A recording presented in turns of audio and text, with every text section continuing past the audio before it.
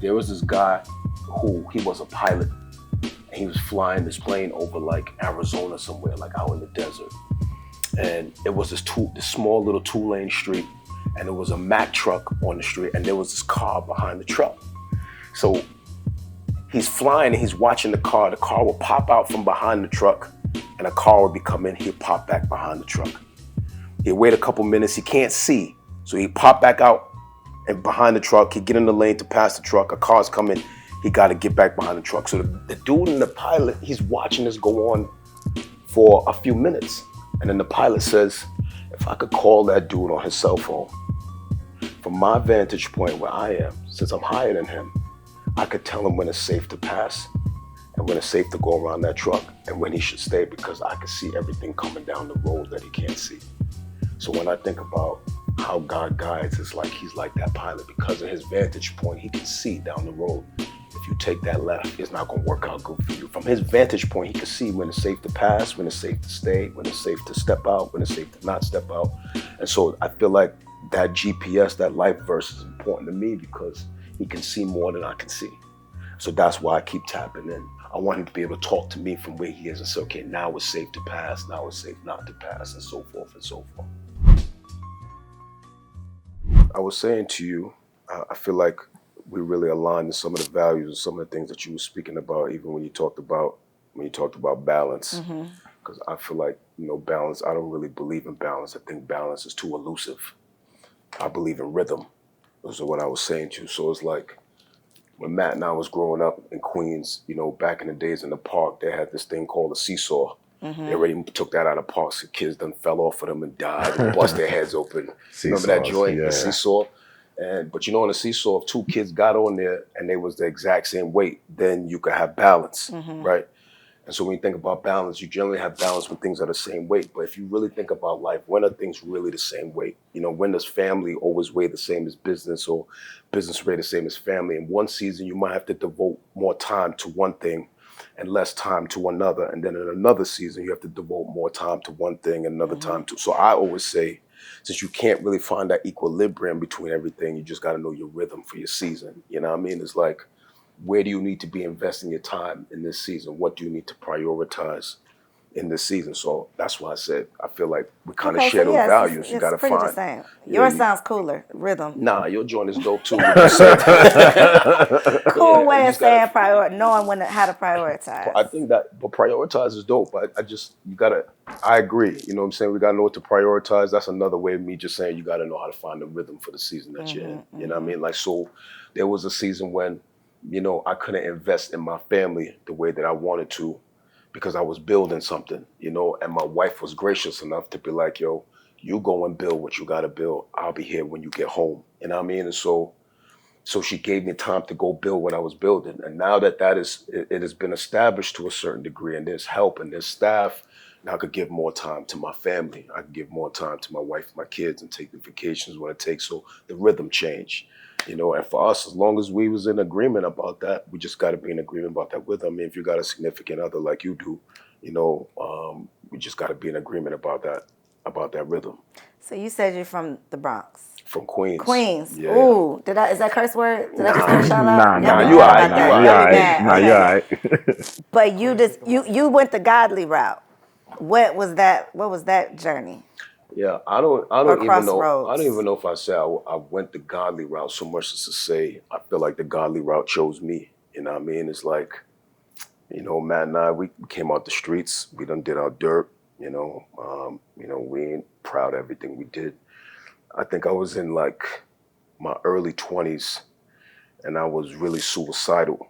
I remember sitting in an apartment, and I had the shotgun on my lap, but I was a coward. I couldn't pull the trigger. You know what I mean? So when I got a fifth of Henny, I said, can I get myself drunk enough to pull this trigger?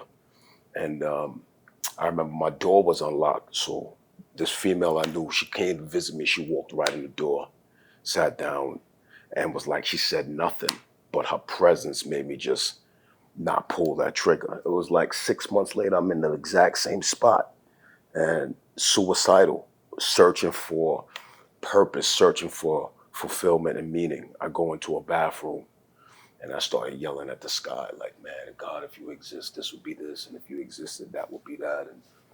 And I felt like God met me in that bathroom.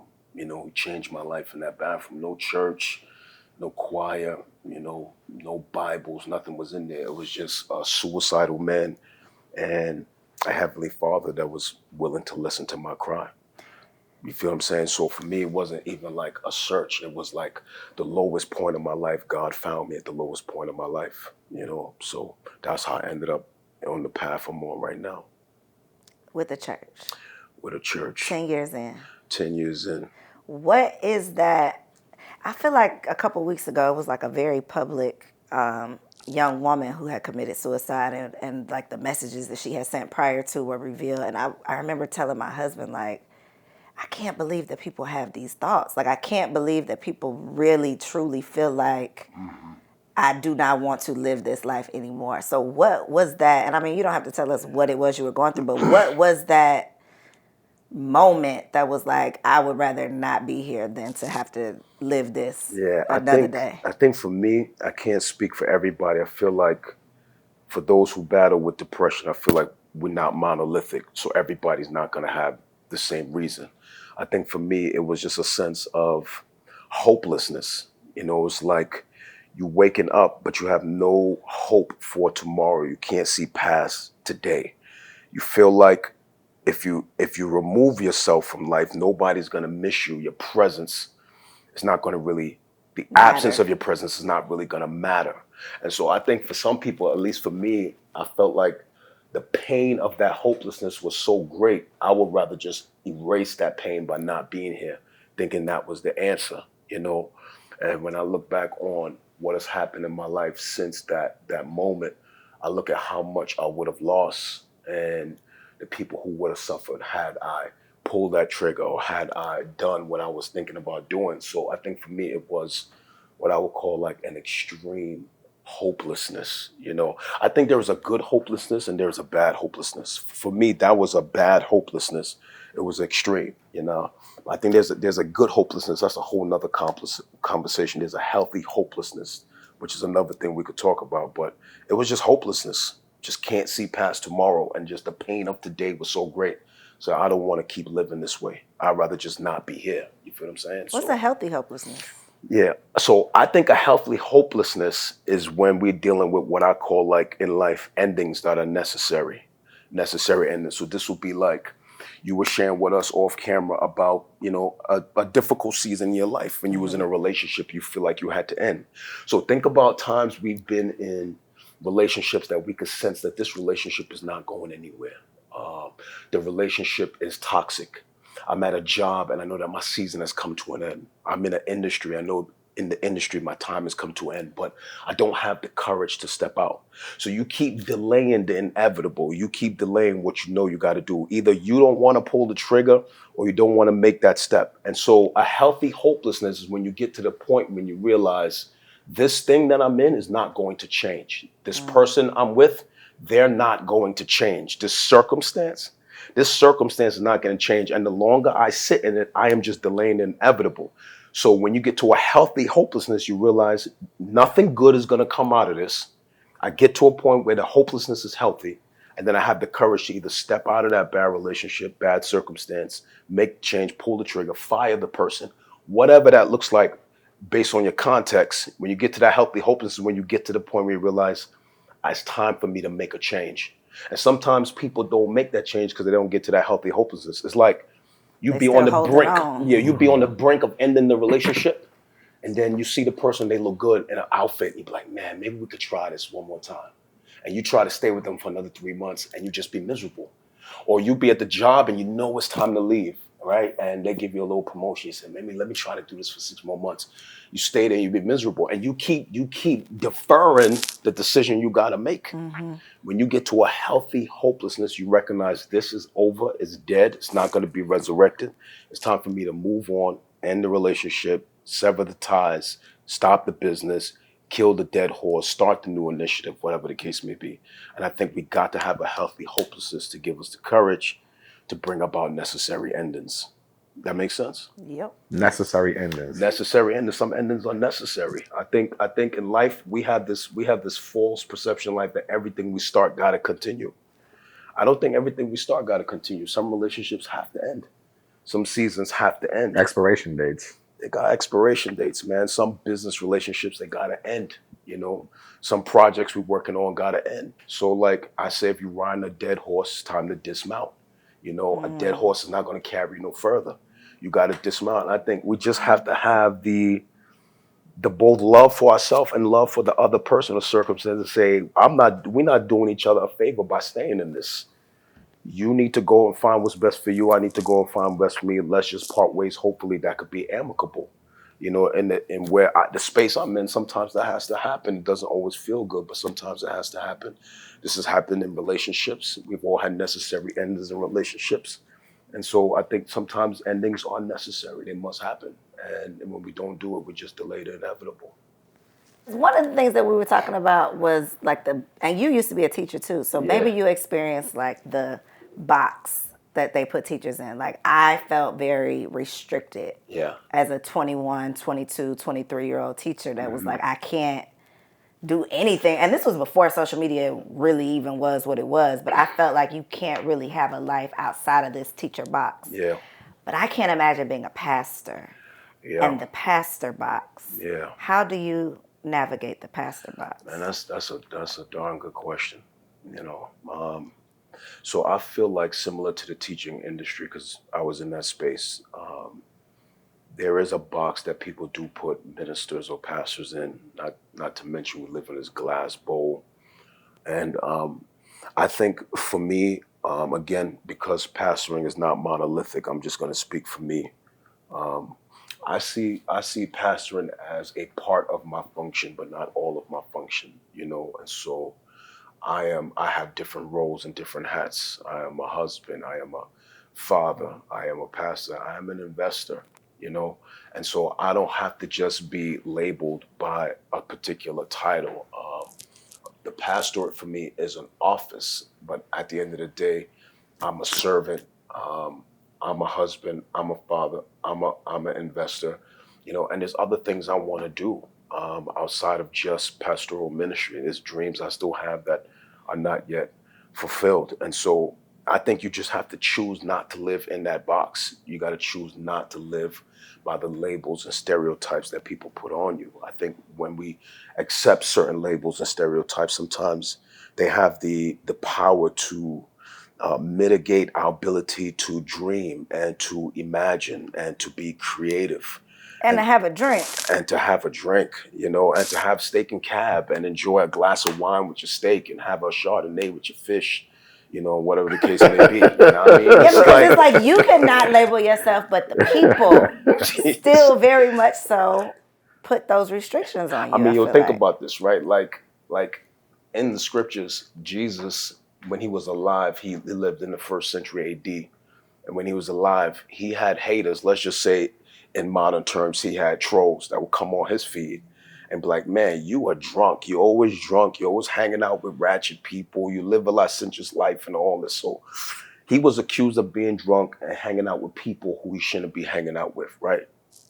So think about that. If he's being accused of being a drunk and he's being accused of hanging out with people he's not supposed to hang out with, that means he knew how to enjoy himself and his life outside of just preaching and teaching and healing and performing miracles. He spent time with people who were not like him. You know what I'm saying? He drank wine. He was at parties. He laughed. He liked children. He's not this stuffy person that everybody make him out to be. You know, he had fun. He enjoyed himself. One time they're trying to push him to do something. He's like, nah, I'm not ready to do all that ministry yet. I'm just at this wedding enjoying myself. And so he knew how to enjoy himself. He knew how to enjoy life. And so I feel like, you know, it don't have to be all stuffy. We don't gotta be in a box. I remember one time Matt was doing a conference with DJ Envy. And I think it was here in Atlanta, as a matter of fact. Matt was doing this big conference with DJ Envy, and they was doing real estate and mortgage, and they was teaching people. And Envy and I was having a conversation in the corner, and somebody took a picture of that, and somebody came on my IG and was like, "Yo, why you hanging out with DJ Envy? Yo, why you hanging out with, like, I see you with," MG, the mortgage guy, you out there with DJ. Why you? I thought you was a man of the cloth. Why you hanging out with them? You know. And I was like, bro, have you not read the scriptures? Like, so I'm wrong for spending time with people that's not in my industry or not in my space, or even spending time with people that don't believe the way I believe. Like, I'm not gonna spend my whole life in a box where all my time is spent with people that believe what I believe or attend church. Or you can't grow that way either. Nah, you can't grow that way, and then you can't reach people that way. So I want to spend time with people that don't believe what I believe. You know what I'm saying? I'm not gonna walk around and be judging people for what they do. I want to spend time with people who are in the street, and time with people who are in different industries, and time with people that don't believe what I believe. And I like having social equity with a plurality of different types of people, not just pastors and ministers and leaders and things of that nature. That makes sense? Yeah, I don't want to be in that box. How you memorize the whole Bible? Good question. Because I told you for one of my podcast episodes, I call it a solo sermon. I very much so feel like, can't prove it, but I very much so feel like the conversation I have on my solo shows is a very spirit-led, God speaking through me. But I wouldn't categorize myself as a Christian. I don't go to church. I feel like I'm a very spiritual person, but I feel like when you even mention God, what comes along with that is the expectation of you to be churchy or know all the Bible verses, and that's not me. But I still have a very close relationship with God. I know the things He's done for me and to me and through me, but that feels like pressure to know all the scriptures and memorize the whole Bible. And I mean, for me, I don't have the whole Bible memorized, but I know a lot of it. And what I know is obviously from 20 years of study, but most of it is from life. You know what I mean? It's like, all of us in this room have gone through hardships in our life. There's nobody who hasn't gone through hardships, drama, all kind of stuff. So when I've gone through different things and have been comforted by things that Jesus has said or one of his followers has said, that verse becomes then a part of my life. So I may not have had it on a cue card, but I lived through some pain. And because I've lived through that pain, that verse becomes a part of me. So now it's in my memory, not because I spent all day memorizing, but because I lived through something. Now, I'm not against memorization. I think that is good, and I think there's a place for that and it's valuable. But a lot of the verses I know is things I've lived through and taught that have become a part of me from just experience in life. That makes sense? Mm-hmm. Yeah, so that's how that is for me. I'm not under the pressure to memorize the whole thing. The only pressure I feel is to just make sure I fulfill my purpose and my calling. That's what that is for me. I'm not going to sit in front and act like I'm a walking Bible. I'm not. I know a lot. What's your favorite verse in the Bible?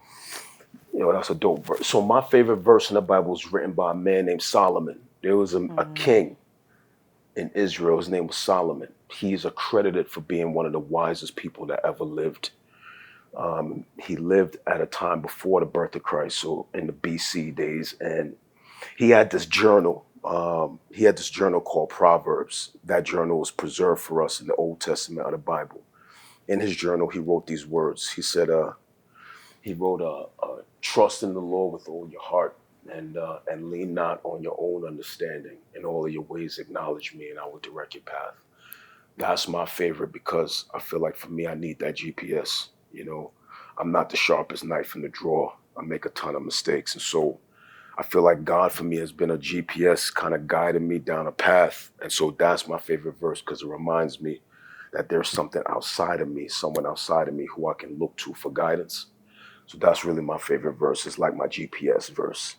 That makes sense? The GPS. Yeah, it's not even like the John 3:16, for God so loved the world, he gave his only begotten son, whoever believe in him will not perish and have everlasting. I mean, that's the scripture everybody got on their bracelet and their t-shirt and their tattoo. Nah, my favorite one is the GPS verse, man. You know what I mean? It's like if we cry out to him, he's willing enough to guide us. He's kind enough to say, go left and go right. It's just a lot of us don't tap into that. So that's my favorite. So how do you tap into that GPS? Yeah. For someone who doesn't go to church. So I think, it's as simple. I think sometimes we over spiritualize this whole thing. I think those who are on the outside of church, I think church and pastors and leaders, we've done such a disservice in our mannerisms and our behaviors and our ways to just kind of, I feel like people don't have a problem with God. Like my sister right here, they just got a problem with the people that represent him. They don't represent him well. And so I feel like for people outside of, the church world, how would you apply that? It's, you find yourself in a situation where you really don't know what to do. And in a point of humility, you say, God, I really don't know what to do. Would you give me some guidance? Show me what I need to do. And sometimes he's gracious enough to respond. And sometimes that response, we don't pick up on it. It could be a door that closed, and that was an answer. It could be something that shift, and that was an answer. It could be him shutting down every option except this one, and that's an answer. So sometimes he responds through circumstances, but we don't pick up on that. And I think in a point of humility, um, a good example of that, right? It's like, you know, a person, a person is trying to make a decision between whether or not to stay in a city or go take a job somewhere else, and they really don't know what to do. Say, God, listen, I really don't know what to do. Would you help me? I'm just trying to figure this out. Now, all of a sudden, one opportunity closed. There's only one left, and if we pick up on that, we're smart enough to jump on that road. you know, and to the degree we could develop a relationship with God through Christ, we become true sons and daughters. He's more inclined to keep leading us and guiding us in that regard. You know what I mean? We don't got to spend this whole conversation talking about God and church. No, I was intrigued. I'm intrigued too. Yeah. You know what I'm saying? But for me, it's kind of like I need that guidance. Think about this, right? Just you had to drive to this hotel, and you had to drive to this hotel. But for the most part, man, even when I came here, if you're going somewhere you ain't never been, you don't just, nobody going to the store right now and buying a map. That's old school. That's back in the days. Man, you pull out your iPhone, you hit that GPS joint, you put in your coordinates. Which one feels better? Trying to figure out your way and bumping your head, or having something to tell you, make a left, make a right. I'll give you a good example of this, right? There was this guy he was a pilot. And he was flying this plane over like Arizona somewhere, like out in the desert. And it was this small little 2-lane street, and there was a Mack truck on the street, and there was this car behind the truck. So he's flying and he's watching the car. The car will pop out from behind the truck, and a car will be coming. He'll pop back behind the truck. He'll wait a couple minutes. He can't see, so he pop back out and behind the truck. He get in the lane to pass the truck. A car's coming. He got to get back behind the truck. So the dude and the pilot, he's watching this go on for a few minutes.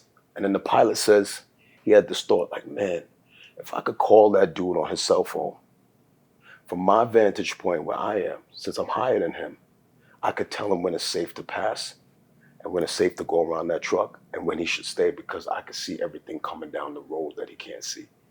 So when I think about how God guides, it's like he's like that pilot. Because of his vantage point, he can see down the road. If you take that left, it's gonna be mad. It's not gonna work out good for you. If you make that right, it's not gonna. But from his vantage point, he can see when it's safe to pass, when it's safe to stay, when it's safe to step out, when it's safe to not step out. And so I feel like that GPS, that life verse, is important to me because he can see more than I can see. So that's why I keep tapping in. You know what I mean? I want him to be able to talk to me from where he is and say, okay, now it's safe to pass, now it's safe not to pass, and so forth and so forth. Interesting. Yeah. GPS. GPS, man. I like that. Yeah. Koereyelle, you like that? I do. I'd say something similar, but I didn't know it was a Bible verse. See, I don't know how to Bible What do you verse. say? I have a in one of my solo sermons, I talked about the fact that God is your GPS. It's like if you don't go with God, you're literally getting in the car and letting the car drive you wherever the car wants to take you. Yeah. But when you're going with God, He can guide you. He can direct you if you tap in. It's literally the same thing. I didn't even know it was a Bible verse. See, so God be still working with your girl. Yeah, He working with your girl. Tapping into that Bible. He still be working with your girl. Yeah, He working with your girl, man. How hard is it running a church? The business side of it, right? Because when people, they hear church, you giving tithes and everything like that, but they don't really understand like the business behind it. Yeah. Like you have a lot of bills. Yeah, we do. Like how is that? Yeah, I think The business of the Lord. Yeah, the business. I think some people get uncomfortable in this part of the conversation, right? Because they want to associate piety with poverty. That because you're a minister, you got to be poor, and your church got to be poor, because Jesus didn't have a place to lay his head. So we like to conflate piety with poverty. But the truth of the matter is, there are ministries and churches that have resources. My church has resources. I employ over 15 people. And you gotta pay staff. I've never had to furlough nobody through the pandemic, and had to lay nobody off through the pandemic. We got people with good salaries at our church who's paying their bills and taking care of their family. And so there is for lack of a better term, a business side of the church. And I feel like a pastor, just like you're an entrepreneur, y'all are serial entrepreneurs, y'all are influencers, y'all have staff and businesses and things like that. It takes a certain level of acumen, prowess, stewardship to be able to handle the money's coming in. So we ain't selling chicken dinners, right? I ain't selling no iPhones. People are trusting us by they believe in a vision. They see what we're trying to do in the city and the community, so they give towards that vision. There's a single mother who just put $20 in the offering. I got a responsibility, a moral responsibility to steward that $20 right. I can't take that $20 and go blow that. And so I think on the business side, you got to have structures, financial structures that first keep you in compliance with the IRS. I don't want to be preaching from behind a prison bar. So we got structures in place to keep us in compliance with the IRS. Then we have accountability structures, right? Accountability structures for staffing and for salary and making big decisions. There's certain decisions I'm not going to make. Like I don't make decisions in my church that's above $100,000. If we have to make a decision that's $100,000 or more, there's certain structures in place where there's accountability and things of that nature. And so I think you have to have good CFOs. We have good CFOs. We have a external financial organization that helps to manage all of our assets and our resources. I can't swipe a card for Starbucks without them knowing, where that receipt is going. And so we have all of these systems and accountability measures in place to properly steward the generosity of God's people. We don't want to be bad stewards. And so running a business side is hard, especially when you got to make tough decisions. Should we buy this? Do we hire this person? Is this person the highest and best use of their gift? Do we need more talent? What areas do we need to staff? Do we need to buy equipment or whatever the case may be? So I'll give you an example. So we gather in a rented facility here in the city. We moved into that facility, it had nothing. It was just a big white shell. You know what I'm saying? And so, we could go in there and gather in that big white shell, but there's nothing in there. There's no lights, there's no microphones, there's no wires, there's no nothing. We had to put six-figure money to fix that room. Some people didn't feel comfortable with that. We had to explain to some people, well, do you know how much it costs for a sound system? It's like 30 grand. And for lighting, it was like 20 grand. You got to paint and all this. So, we had to make an investment to make an environment that's conducive for us to be properly impacting the lives of people in a way that's excellence. Like, not just because of church, it got to be done sloppy. Yeah. You know what I'm saying? People think because of church, it got to always be in a basement with water dripping through the ceiling. Why can't it be done with excellence? So, we have to put six-figure money into that. And so you got to make these kind of decisions and know what to earmark money for. It's no difference than running a corporation. You know what I'm saying? You got to know what you earmarking money for, who you're hiring, what your budget is, what your next initiatives are for the following year, and so forth and so forth. And especially if you have millions of dollars coming in, you have to steward that money well. You know You got what I'm millions saying? of dollars coming in? We have, You kind of started a little bit there, Doc. we are a seven-figure organization. Yeah, we are a seven-figure organization. Like how you was talking about that in we are a seven-figure organization, but here's the thing, when you think about when I think about what Matt does, Matt is a seven-figure dude. He's a boss. His pipeline is so gigantic. Everybody wants to do real estate, buy a house, whatever the case may be. Right? My pipeline is not like that. My pipeline is people believing in what we're trying to accomplish in the city. My pipeline is relational equity. My pipeline is only people believing in me as a man of integrity and a man with a vision. So my pipeline could dry up tomorrow. You know what I'm saying? If some scandal break, and I get caught up in a hotel with somebody, my pipeline is gone. They're not gonna forgive me for Now, that. they be forgiving. They Yeah. be real forgiving these You'll be days. surprised how quick that pipeline dry up. You know what I'm Yeah. saying? If I get caught up, my pipeline's gonna dry up. If I'm not a man of integrity, so my pipeline is different than like a business pipeline. It's just based on integrity, honesty, character, and the fact that I feel like I have a vision that was given to me by God. What So about the ones that are not with integrity though? Do you have personal feelings about that, or is that like your philosophy on like we're not monolithic, like they're doing their thing their way and I'm just doing my thing my way? Because there's some pastors out here that's giving y'all a bad day. A lot of them. A lot of them publicly. Yeah, a lot of them. yeah, so man, that's real. So when I think about you, right? How you say you got a relationship with God, but you don't really go to no church. I think there's a lot of people, and I think I said this, it's like they don't have a problem with God, they got a problem with the people that represent him, right? And so there are a lot of pastors out here who don't have integrity, who are stealing money and not integrous in their whereabouts. And that's unfortunate, and they give God a bad name. That's not gonna end. It's been that way for thousands of years. It's been that way since Jesus walked the earth. It's going to continue to be that way, and that's unfortunate. Um, I pray for them. I do my best not to judge them, but it does hurt when that stereotype is placed upon you, when you know you're doing your best to try to be integrous. But it's the industry that we in. It's the tough part of what I do. There's bad apples in every industry. You know what I mean? So, um, like for example, when I think about my brother Matt and his industry, when you hear him talk on his interviews, he always talk about trying to do right by people. And he's always talking about trying to do right by people, trying to empower people, whatever the case may be. That's why he's trusted in this industry. So you and I just met, right? Obviously, I'm gonna go look you up and see what you do in your industry, but this brother's trusted in this industry. He tried to do right by people. You know what I'm saying? He put my wife and I in the home we live in now.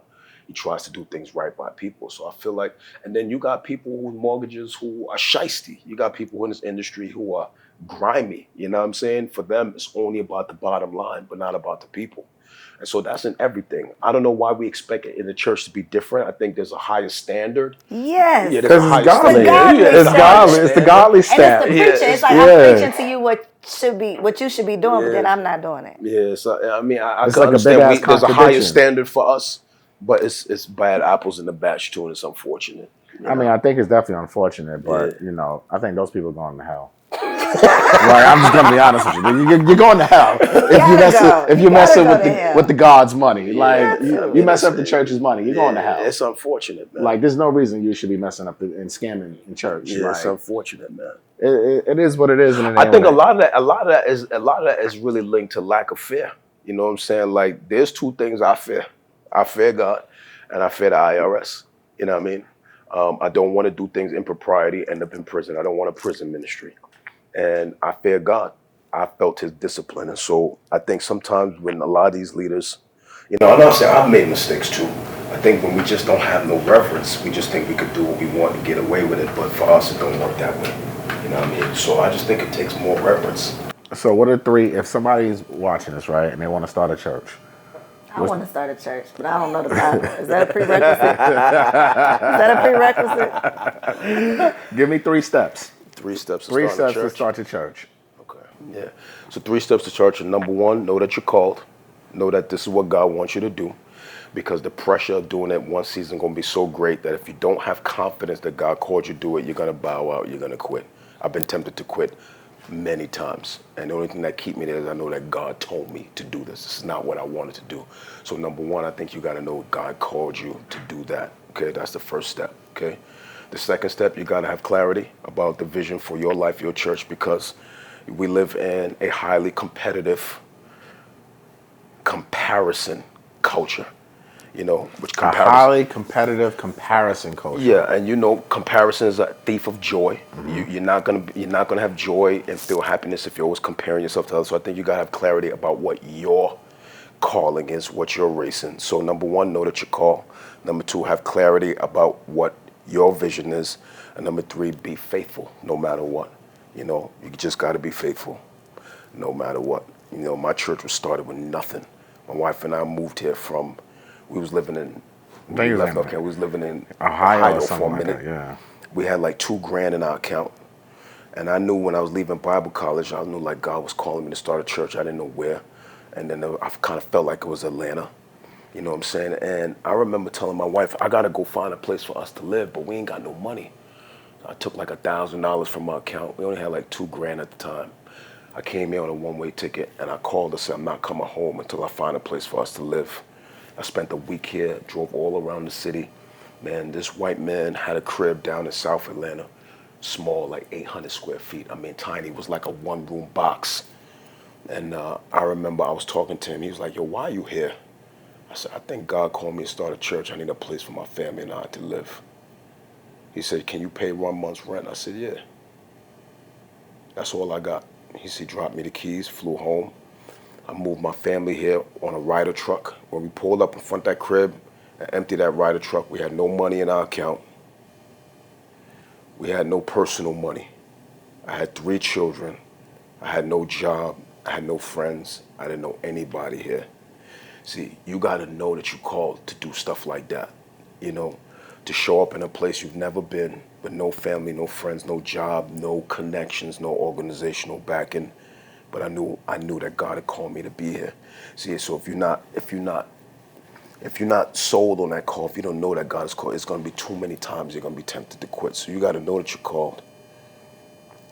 You got to know that you're clear about what your mission and vision is, and then you got to be faithful to starting, staying, and finishing, no matter what. And you got to go to Bible college. Nah, you ain't got to go to Bible college. I wouldn't even not a suggest that for everybody. Okay. Why wouldn't you? Because I think some of these seminaries be turning people out, have them coming out believing things that's not true, not accurate. I don't think you got to go to Bible college. I think you just got to be a good student on yourself, you know. I don't have this big pedigree. I wasn't raised in the American church and all this other stuff. The Bible college I went to was 2 years. It wasn't like seminary. I don't think you have to go to Bible college. You know what I mean? I just think you got to be faithful to study, and you got to know how to communicate. I don't think, see, like when we was talking off camera, you said something I teach my kids. Like, so I got this 17-year-old, and everybody's trying to pressure him to go to college. And I'm like, why you want to do that? Is that what you really want to do? Is that really necessary for your calling? So I'm not pressuring my 17-year-old, say, man, you got it. And he got like a 1,400 on his SAT. Every day our mail is packed with all these schools trying to recruit him. I'm like, man, you know what? Let me tell you something, man. I told him, I don't want you to feel the pressure to conform to what everybody's doing. You don't have to go to college and work one job for 30 years, and you don't have to do that. I told my kids, I just want you to fulfill your purpose. If that don't include college, I'm content with that. Your mom and I ain't beefing. All we want you to do is fulfill your calling and do your best. If that don't include college, you go with me. If that is college, you go with me. And so I don't feel like you have to go to Bible college to be successful. I mean, the education helps. If you can do it, do that. But I don't feel like it's a mandatory prerequisite to be successful. I didn't graduate from seminary, but give me a microphone, no. You feel what I'm saying? Me right there. Give me the microphone. God gonna speak through me. But Yeah. can I quote that Bible verse? Yeah, give me a microphone, though. People want you to know them Bible verses. Yeah, give me a microphone. Give you one mic. Give me one mic. Just give me a mic and my Bible. I ain't been to seminary. You know, give me a microphone and a couple ears to listen. What about a non-denominational church? Mine's a non-denominational. I'm not connected to any organization. We started from scratch. Wait, so what does non-denominational mean? You're means still a Christian church though, right? Yeah, you're just not attached to an organization. You know what I'm saying? So you got denominations that are built out organizations who give oversight and help plant other churches. We're not connected. Oh, okay. Gotcha. Ours is just separate. We don't have no organizational covering. What about like a spiritual center? A spiritual See, I'm center. serious about this, Yeah, right? I'm yeah. Keep it going. asking for myself. A spiritual center. Tell me what you mean by that. I mean, it's not necessarily a Bible-based center, spiritual center. So maybe we do meditation. Okay. Maybe I do speak about God, but I'm not quoting a Bible verse. Okay. I'm not too adept about those, you know, so I don't have a lot of insight You don't know if that exists. I don't have a lot of insight on a spiritual center. I'm not sure. I don't even think I've ever heard of one. But I want to be firm on my lane and what I believe and stand on what I believe. So I'm not so sure about the whole spiritual center thing. Okay. I mean, I think they have like, I kind of understand what you're saying because I've seen those around where it's like heavy meditation, and it's like more like personal power Yeah. type of. it's more like Empowerment. more self. Self-empowerment. Yeah. I've seen Because that. I do feel like also, and I hope none of my questions are That ain't bothering me at all. offensive, but I do also feel like sometimes it's less personal power because everything is like God is, and no, I shouldn't say God, more like Jesus. I'm giving all of my power to something outside of me. And sometimes giving the power is also the responsibility where I'm not taking responsibility for my role in things because it's like, I don't have any responsibility. I don't have any power. It's all. Yeah, no, I think that's a good question. So I think I would say I think that's a misconception a lot. Because I think people feel like if you have a relationship with God, he's going to take the responsibility to do everything for you, and he don't operate that way. I think sometimes we project things upon God that's our responsibility to do. So for example, right, when I was in Ohio and I felt like God was telling me come to Atlanta, let me tell you, he was not going to go get a Ryder truck for me. He was not going to pack up my But family. if you didn't make that decision, I feel like somebody else would have blamed God for it not working out when you had clear instructions, but you didn't follow those instructions. That's good. So I feel like a walk with God is more like a partnership. And I feel like, there's things that he's responsible for, and then there's things that we're responsible for, and that partnership functions good to the both. We hold up our end of the bargain, in a sense. There's some things he's not going to do for me. He expects me to do for myself. And so I feel like walking with God doesn't make me a robot. I am a human being. I have a free will. I make personal decisions. And so I think it's a partnership. It's not controlling. He's not controlling. It's a partnership. And I feel like the partnership flourished to the degree he's always going to hold up his end of the bargain because he's God. I just got to do my part. He does his part, and then we flourish together. So it's not control. It's partnership. That makes sense? Yeah, it's not control. It's partnership. I like that. Yeah, it's partnership. Good questions. She's a Those beast. were all my personal questions. Sorry. Keep them going. Is this what you do on your podcast? This is what I do on my podcast. I be like, I've been wondering. Somebody else out there can get some benefit for this, but I've never had an opportunity to sit down with a pastor before. And I do have, my own beliefs and, like my own, I've never been like I'm just going to stick to the script in any lane, not just when it comes to religion, but I've always had questions. Yeah. And I feel like a big part of what has turned me off from organized religion is like you can't question anything. It's all, it's all this is what it is, and you just abide by this, and you don't ask any questions. You just go along, and that has never been. And I think that's unfortunate, right? I think that's unfortunate, and that's true. And I think because of that, it keeps people on the outside. And I like the fact that we're having this conversation. We're just conversing. I'll talk to anybody about God or about what I do. And unfortunately, how can I phrase this? Unfortunately, like the faith I subscribe to, Christianity, the progenitor of that faith, Christ, Jesus, he was not like a lot of what we see religion is today. He's very different.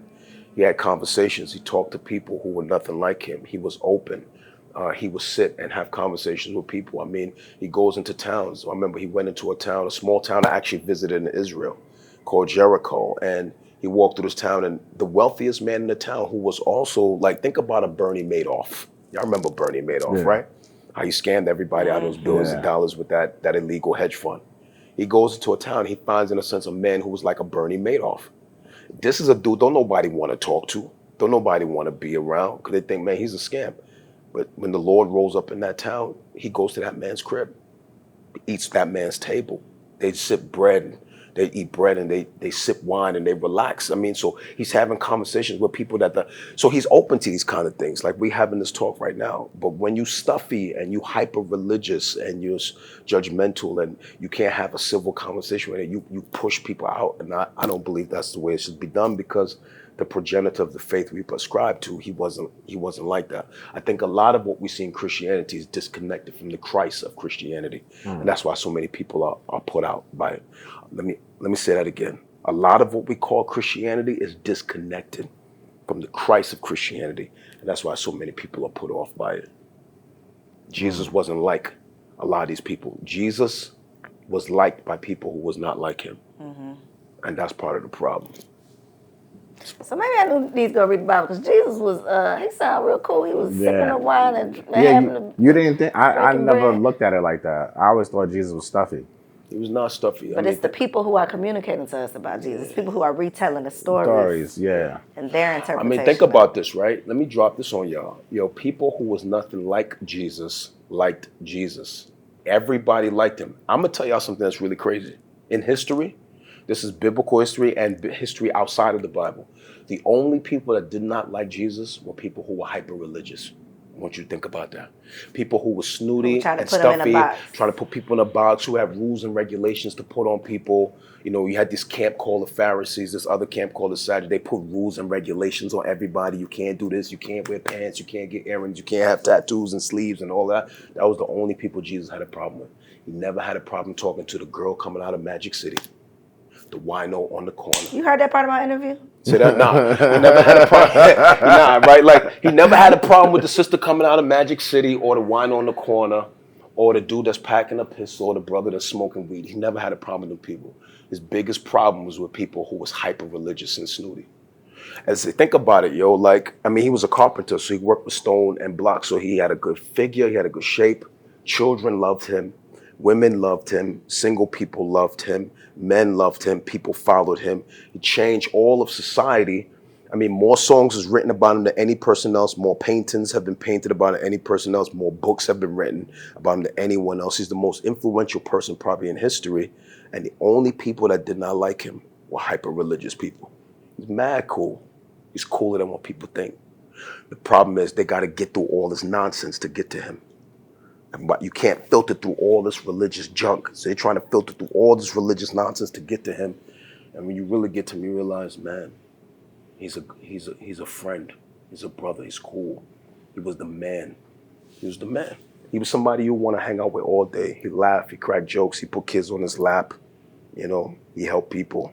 He was calm. He shed tears when people hurt. He sipped wine. He hung out. He went to parties. He was a cool I think I need a new interpretation. Jesus was a vibe. Jesus was a vibe. But how come we have not had a new version of this Bible? I feel like that would really help me and a lot of other people. Because I cannot, for the life of me, get through the thou arts and seriously, I'm not even lying to you. And I'm a pretty intelligent person. But by the time I reread that passage 25 times, I still don't get it. Yeah. Yeah, I think. So when you're sitting here saying it's like, and giving a different interpretation of it, it's like, okay, I can get that. But when I'm reading the Bible for myself, I'm not getting that. I think it depends on what translation you're reading. Like, Which one do I need? you ever heard of the King James translation? Yes. Is that the one you read? I feel like I done read out the NIV, the King James, the NLV. What is it? So I think, let me tell you what I think, right? So, again, I've been to Israel. I've been in Jerusalem. I've seen some of the original scrolls of the Bible, like the original manuscripts that's 1,000 years old, and they're damaged and fragile, and they got to be kept in glass with red light to make sure they don't wither away. And so I've seen some of these original manuscripts. From those original manuscripts, we've made copies throughout the years, and some of those copies were written in languages that we don't use. Like the most popular one, the King James, we don't speak Elizabethan English. So how are you going to understand that? You just got to find a translation that is credible, that when you read it, you can understand. What do you recommend? Which one is that? I recommend, I like the ESV, the English Standard Version. Okay. The most widely read is the NIV, the New International Version, which is the most widely read. And those are the two I probably would hang my hat on. I know, like, my kids, they read the NLT because it's very simple language for them to understand. But as a pastor, I rock with the ESV. I'm not going to lie to you. Over the summer, I went out and bought a teen Bible. A teen Bible? As silly. I ain't mad at you. Because I'm like. It's not silly. I would like to know the references because, again, it's the moment I say God, The Bible thumpers be in Yo. my comments like trying The to. Bible thumpers. You know they be trying to go extra, girl. I'm like, does me not quoting the Bible verse take away from anything that I just said? I don't think so. But because y'all seem to feel that way, let me go get this little teen Bible and How see old if is your first child? 18 months. He's 18 months right now? Yes. He's 18 months right now? Right now. Okay. You ever see him like trying to scoot up and climb up on a chair? You see him trying to do stuff? When he does that, how do you feel about that? I feel like, oh my God, I want to help you. You want to help But I'm him? going to let you figure it out, son. Right. But I be helping him a little bit when his daddy not looking. But you don't scold him for trying. Absolutely not. So if he's trying to climb up on here, you see him trying to make an effort to get up here, you don't scold him for doing that. Right. So when Jesus was alive, he referred to God as a father. You're a parent. When you see a child trying, do you scold them for trying? You're proud of them for trying. So the fact you went out and bought a teenage Bible, the father would look at that and be like, look, she's trying. And he's pleased with the fact that at least you're trying. If it takes you reading a teenage Bible to understand what I'm saying, I would rather you read that teenage Bible, understand what I'm saying, than read this theological Bible and you have no idea what I'm saying. So we got to understand that as a father, he appreciates the fact that you're trying. If we start seeing him more as a father, we will understand him better. Not some of these earthly fathers that have failed us. A good father. If we see him as a good father, we'll understand he's not this cruel, mean beast that we make him out to be. Jesus referred to him as a father. And I think for a lot of us, we have a hard time connecting with God as a father because our earthly fathers failed us. And so there's this gap in understanding of what God feels like as a father because we didn't have an earthly example.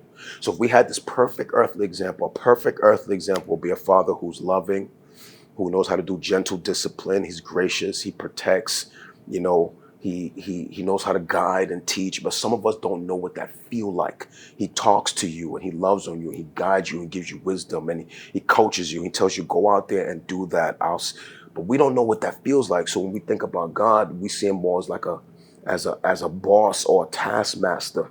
We don't see him how Jesus revealed him as a loving father because we don't have that good picture down here. So where a lot of us don't have a picture of a good earthly father, it's hard for us to connect with God as a heavenly father because we don't know what that feel like. My father, he didn't talk to me, so I expect God not to talk. My father was cruel, so we think God is cruel. My father beat me all the time, so we think God just want to beat us all the time. My father never said, I'm proud of you. So we don't feel like God is proud of us when we see us trying, or we don't feel like God is proud when you buy the teenage Bible because you're trying to read. So because we don't know what that feels like with our earthly father, we don't know how to connect with him like a heavenly father. I tell you, he'd rather you read that teenage Bible and understand something than read a highly theological Bible and you understand nothing. I'd rather you understand something than nothing. And the same way you're proud of your boy when he's climbing up the chair, he's trying, he could be proud of his daughter or his son if he see them trying. You see what I'm saying? Nobody don't paint that picture of him. But that's the real picture. That's the picture Jesus painted. I like that. Y'all want to talk about anything else besides God and the Nah, Bible? we need Jesus gems. Yeah, What are you talking yeah. about? Give us a last Jesus gem.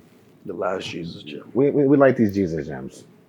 This is like a rare occasion in my world, you know, Yeah. so I apologize if that's all we talking about, but I really had some questions. Nah, it didn't bother me at Nah, all. these were great questions. Yeah, But I like this type of format. Yeah, this It's just format is freestyle. dope. Yeah, it's just freestyle. Conversation.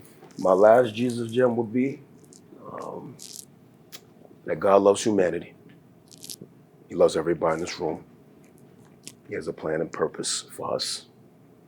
And if we discover that plan, we discover that purpose through a relationship with Jesus Christ, we'll be much better human beings for it. He's a loving father. He's someone to run to and not run away from. I just hope more people will run to him and not run away from him. Don't have to be afraid of him. He has our best interests at heart. That's my last Jesus gem. I got one more question. Go ahead. Again, don't take any offense to this question. No offense taken. Do you think, or do you believe that you have to go through Jesus to get to God? All I right. struggle with that. You on something today. I like These this. are my real personal questions. I like this. So I'm going to respond to your question by telling you my opinion don't matter. Okay? So I'm going to ask you a question. Okay? When Jesus was alive, he claimed that the only way to God was through him. There was no other way, right? That was his claim. That's not mine. The question is, either he was telling the truth or he was a liar. And that's for you to decide. See, because if I tell you my opinion, we'll argue, right? My opinion is I'm gonna just rock with him. If somebody can die and resurrect and pull that off, I'm gonna rock with that person. So I think in this space we argue, but I don't like to argue in this space. I just say this is what he claimed when he was alive. He's either telling the truth or he was a liar. Where we hang our hat would depend on what happens next in terms of that conversation. That's what he claimed. I'm gonna rock with him on that. He says he's the only way to the Father. I'm gonna believe him. I don't know too many people that can die and be resurrected and pull that off. So I'm gonna just rock with him on that one. Okay. Amen to that. Jesus Gems. You can drop the mic on that Featuring Pastor Phillip Mitchell and Koereyelle. Koereyelle. That's the name of this episode too. one. Jesus Gems. That's the name of this episode.